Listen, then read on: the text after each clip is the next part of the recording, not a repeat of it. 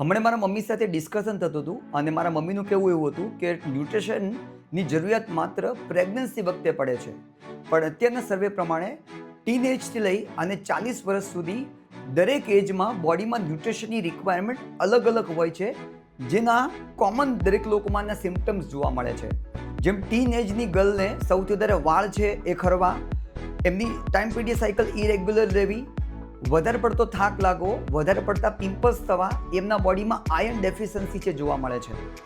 Women's જ્યારે working હોય છે ત્યારે સ્ટ્રેસ વધારે પડતો રહેવો, થાક વધારે પડતો લાગવો, મૂડ સ્વિંગ રહેવું, જેની પાછળ સૌથી મોટું રીઝન વાઇટામિન ડી ડેફિશિયન્સી છે અને વાઇટામિન B12 લો છે.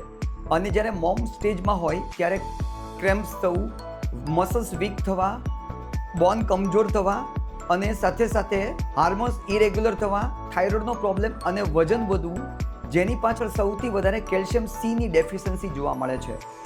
બહેનો મોટાભાગે ફેમિલીને ફર્સ્ટ પ્રાયોરિટી આપે છે અને પોતાના હેલ્થને ઇગ્નોર કરે છે, અને જેના કારણે જેમ જેમ એજ વધતી જાય એમ હેલ્થમાં પ્રોબ્લેમ છે એ વધારે જોવા મળે છે.